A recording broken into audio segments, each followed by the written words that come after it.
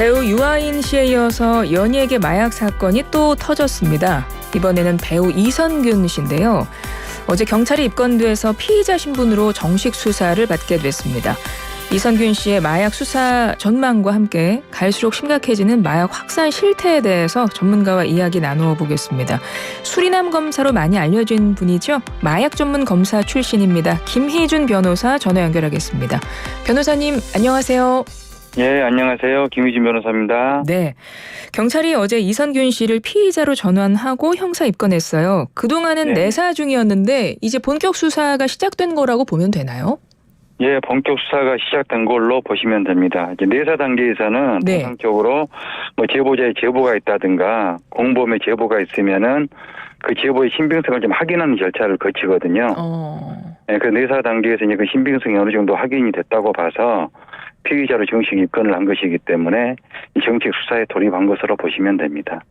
근데 이게 내사 중일 때 언론에 노출이 됐잖아요. 보도가 됐잖아요. 네네. 보통 이러기도 합니까? 그런 경우는 극히 드물죠. 그 언론에 보도된 경위가 어떻게 됐는지는 모르겠는데 네. 사실 그 마약 사건 같은 경우에는 보안이 생명이기 때문에 내사 단계에서 그 내사 사실이 외부로 유출되는 것은 바람직하지가 않습니다. 그러니까요. 네. 피의자로 전환돼서 형사 입건됐는데요. 그럼 이제부터 어떤 조사부터 이루어지게 되는 건가요? 기본적으로 이제 마약 그 수사 같은 경우에는 처음에 조사를 시작을 할 때 혐의 사실에 대한 기본적인 입장을 묻습니다. 마약을 투약한 게 맞는지 맞지 않는지. 그리고 그 다음에 소변 검사하고 모발 검사를 기본적으로 다 하거든요. 네. 이선균 씨 같은 경우도 소환이 돼서 조사를 받으면은 혐의 사실에 대한 기본적인 입장을 물을 것이고, 그리고 소변 검사하고 모발 검사를 실시를 할 것입니다. 근데 소변하고 모발 검사를 실시하는 방법이 이제 임무 수사를 하는 방법이 있고요, 강제 수사를 하는 방법이 있는데 임무 수사라는 것은 임무 제출을 받는 겁니다. 아, 네네. 네, 피의자로부터. 그러니까 본인이 제출을 하는 거군요. 네, 예. 근데 만약에 그 임의 수사에 협조를 하지 않으면은, 임의 제출을 하지 않으면은 압수수색 검증영장을 발부받아서 강제로 소변과 모발을 채취를 해서 감정을 의뢰를 하게 됩니다. 예.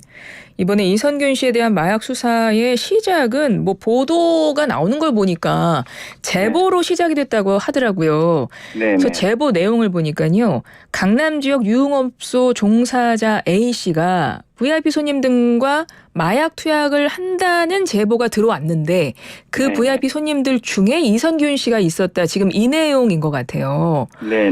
그러면 이번에 이선균 씨의 이 마약 투약 의혹 관련해서 지금 유흥업소랑 지금 연루된 정황이 보이는 거잖아요. 네. 그렇죠. 이런 거는 어떻게 봐야 될까요? 통상적으로 이제 마약 그 사건이라는 게, 특히 마약 범죄라는 게 유흥업소라든가 뭐 카페, 클럽 뭐 이런 그 술집에서 많이 이루어지거든요. 예. 유흥문화하고 이제 마약은 좀 이게 뗄래야 뗄 수 없는 뭐 그런 관계에 있기 때문에 그런 곳들이 이제 마약 범죄의 이제 온상이 되고 있고요. 특히 그런 곳에서는 본인이 자발적으로 투약하는 경우도 있지만은 또 뭐 퐁당이라든가 몰래뽕이라 해가지고 몰래 투약당하는 경우들도 많이 발생을 하고 있습니다. 아, 몰래 자기도 모르게 마약을 먹게 되는 경우도 있군요. 유흥업소 같은 경우에서는. 예. 술 같은데 몰래 타가지고 네네. 먹이고 나중에 그걸 빌미로 해서 뭐 협박을 하는 사례들도 종종 발생을 하고 있거든요. 지금 해당 업소 종사자는 아까 그 A씨라는 그 사람은 현재 구속된 상태고요.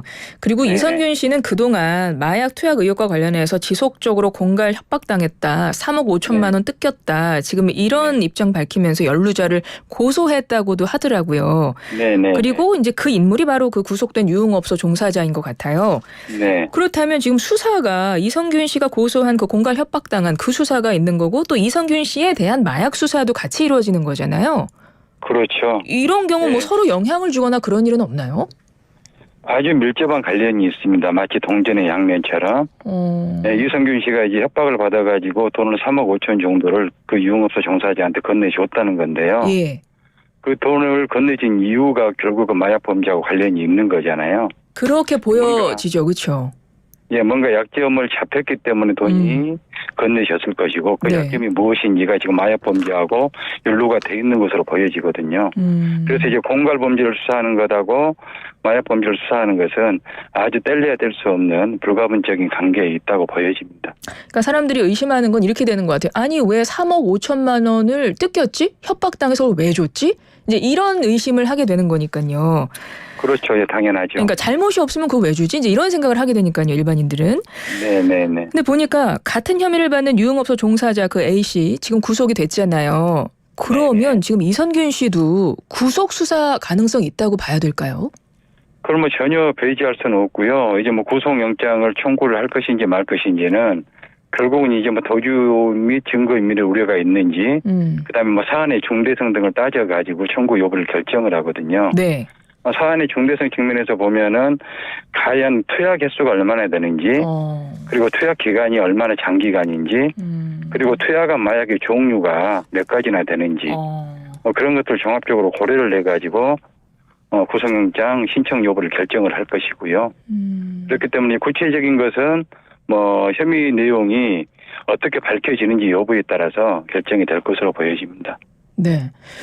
구속 수사하는 경우는 뭐 증거인멸의 경우나 도주의 우려가 있으면 구속 수사한다고 하셨는데 사실 증거인멸 그 부분이 좀 궁금한 게 이미 이 사건이 알려진 게 내사 과정 중에 지금 언론에 보도가 됐기 때문에 상당한 좀 시간이 좀 있었잖아요. 네. 그러면 만약에 이선균 씨가 이제 투약을 했다고 하면 투약한 지 지금 시간이 꽤 이제 지난 상황이 되는 거 아닙니까? 물론 이 제보 자체가 언제 들어왔는지 모르겠지만 그럼 검사를 하면 시간이 지난 후에도 이게 양성 반응이 나옵니까?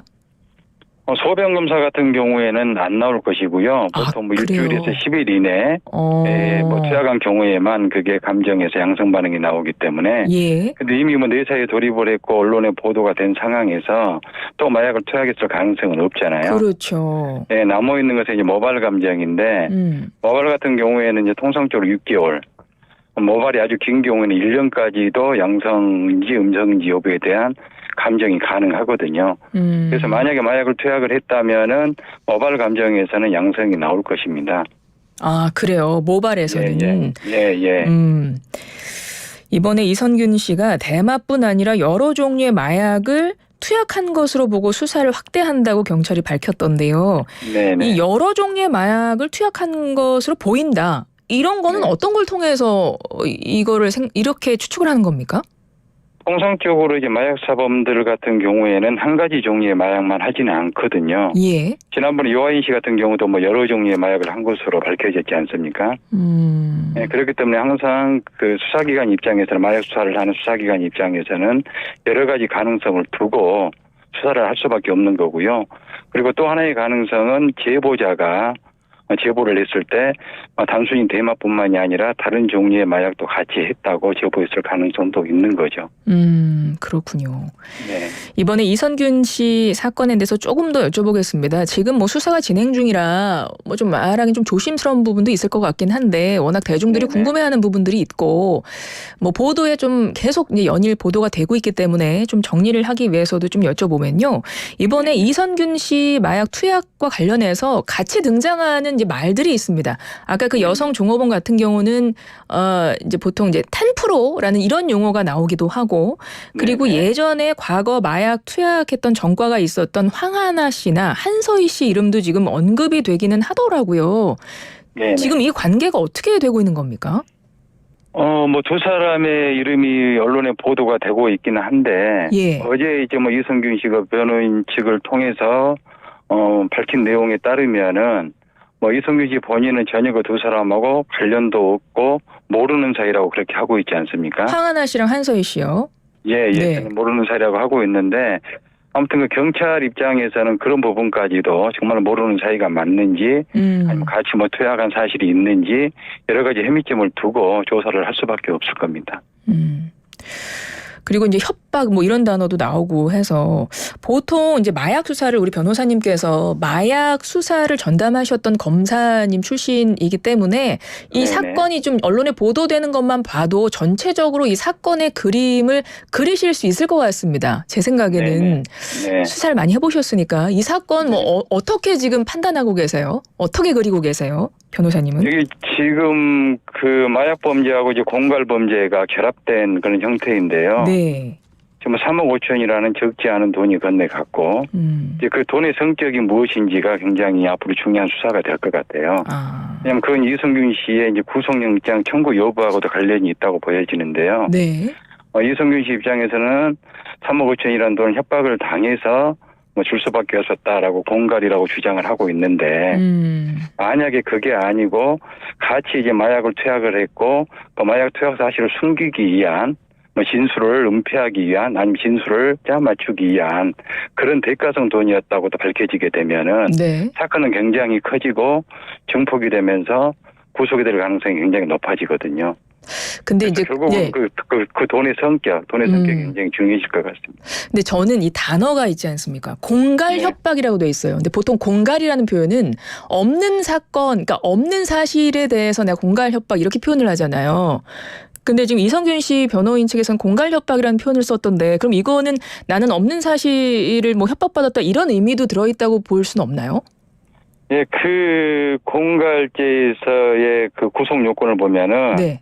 그 협박은 이제 공갈죄의 그 수단이거든요. 예. 공갈하기 위한 수단이 협박인 것이고, 근데 그 공갈죄에 있어서 협박이라는 것은 반드시 없는 사실에 대해서 약점을 잡혔을 때만 협박이 아니라 있는 사실을 가지고도 그걸 대가로 해가지고 내가 이걸 뭐 마약 범죄에 대해서 제보를 하지 않을게, 너에 대해서는 숨겨줄게, 뭐 이런 대가로 해가 그렇지 않으면은 내가 제보를 하고 말 거야, 뭐 이런 식으로 해서 돈을 뜯어냈다면은 그건 뭐 공갈죄는 성립을 하거든요. 그렇군요. 네. 이번에 이제 황하나 씨, 한서희 씨 과거 마약 투약 혐의로 처벌받았던 뭐 재벌 3세 이렇게 보도되고 있고 한 사람은 가수 지망생인데 물론 이제 이성균 씨는 두 사람은 모른다 이렇게 밝히고 있고요. 근데 어쨌든 이 두 사람도 이번에 수사 대상이긴 한 것 같아요, 그죠? 네네네. 예. 수사 대상에는 지금 내사 대상자에는 올라 있는 거죠. 네네네. 근데 문제는 이제 이 사람들은 지금 재범을 한 사람들이란 말이죠. 네. 근데 마약이 유독 재범률이 높잖아요. 네. 그건 왜 그렇습니까? 그 마약이라는 것은 본인의 의지로 끊을 수 없을 만큼 중독성이 강하거든요. 중독 때문에. 예, 마약에 중독이 되게 되면은 뇌 속에 있는 보상 체계 자체가 무너지기 때문에 본인의 의지만으로는 끊기가 어렵습니다. 그래서 여기서 이제 중요한 게 이제 치료하고 재활을 열심히 해야 되는데요. 이제 치료 재활 체계가 우리나라 같은 경우는 제대로 잘 갖춰져 있지가 않아요. 단순히 이게 수사하고 처벌에만 집중을 하고 있는 상황이기 때문에 재범률이 굉장히 높아지고 있고 다른 범죄들하고 비교를 해봐도 마약 범죄 재범률이 가장 높은 실정입니다. 그러니까요. 특히 이 연예인들의 마약 사건이 끊이질 않습니다. 이게 문제는 과거에 마약 투약했던 연예인들이 뭐 몇 년 자숙하다가 또 다시 복귀하는 경우도 있고, 근데 계속해서 또 이제 관련 업종에 있는 사람들이 이제 마약 사범으로 이제 드러나는 경우가 많아서 이걸 어떻게 봐야 되나 싶기도 한데 지금 이 사건 관련해서 업데이트된 뉴스를 보니까요, 네. 이성균 씨가 형사 입건되면서 내사받고 있는 인물 중에 방송인 출신 작곡가도 포함됐다 이런 소식도 지금 전해지고 있거든요. 네네. 마약 수사는 이렇게 내사 중에 관련된 인물이 계속 이렇게 드러나게 될 수밖에 없는 건가요? 이 수사 과정상? 네, 마약 사건이라는 것은 계속 연결되어 있는 구조거든요. 마치 이제 고구마 줄기 캐듯이. 그래서 어떤 한 사람을 잡으면은 그 사람하고 같이 투약한 사람, 그 사람한테 공급한 사람 이런 식으로 계속 연결해 나가는 방식으로 수사를 합니다. 소위 말해서 이제 어떤 사람을 잡으면은 상선에 대한 수사를 하고 만약 상선을 잡으면은 하선에 대한 수사를 하고 계속 끊임없이 연결이 되거든요. 네. 마약은 통상적으로 이제 혼자 하지를 않고 여러 사람이 같이 하는 방식이고 또 마약을 구입을 해야 되기 때문에 그런 유통과 라인이 있잖아요. 네, 네. 그래서 계속 연결될 수밖에 없는 그런 구조입니다. 그렇군요. 뭐 어찌됐건 이번 사건을 보면서 굉장히 좀 씁쓸한데요. 지금 우리나라가 마약 청정국이 아닌 지는 꽤 됐다면서요? 2015년도부터 뭐 통계적으로 보더라도 마약 청정국의 시절입니다. 아, 그렇군요. 그러니까 대학가에서도 버젓이 마약 판매 전단 요즘에 돌고 있다는 뭐 홍대, 건국대 뉴스도 나오고 있고 또 청소년도 인터넷에서 뭐 피의자 한 판값에 쉽게 마약 살 수 있다 이런 이야기도 전해지고 또 좋은 노래, 좋은 연기로 국민의 사랑을 한 몸에 받던 연예인도 마약에 빠지는 요즘인데요. 너무 경각심이 없는 게 아닐까 이런 생각이 듭니다. 잠깐 청취자 질문이 들어와서 요거 하나만 여쭤볼게요. 형사 네네. 입건 피의자 전환됐다. 이거 무슨 뜻이냐는 질문이 들어왔어요. 네, 내사 단계에서는요, 피의자 신분이 아니고 피내사자 신분인 것이고, 피의자로 입건이 됐다는 것은 정식 사건 번호가 들어가가지고 정식으로 수사를 한다는 그런 개념입니다. 그러니까 혐의가 있을 가능성이 있다. 이게 인정됐다는 건가요? 예, 혐의 가능성이 어느 정도 입증이 됐다고 수사기관에서는 보고 피의자로 전환을 하는 것입니다. 그렇군요. 자, 끝으로 이게 너무 경각심이 없어진 것 같아서 이 마약 범죄 근절할 수 있는 해법 좀 어디서부터 찾으면 좋을까요? 한 말씀 부탁드릴게요. 한 30초요. 예, 저는 사실 지금 정부에서도 마약과의 전쟁을 하면서 열심히 이제 수사도 하고 단속도 하고 있는데요. 예, 그것도 중요하지만은 그것만 해서는 안 되고 네. 가장 중요한 것은 애초에 마약을 손대지 않도록 하는 마약 예방 교육이 중요하고요. 그 다음에는 일단 마약에 손을 댔으면은 다시는 손을 대지 않도록 하는 치료 재활이 굉장히 중요하다고 보고 있습니다. 그래서 이제 그런 종합적인 좀 대책 마련을 해서 적극적으로 추진을 해야지만이 마약 문제를 해결할 수 있다고 봅니다. 알겠습니다. 지금까지 마약 사건 전문 검사하셨던 김희준 변호사와 이야기 나눴습니다. 변호사님 오늘 말씀 감사합니다. 예, 감사합니다.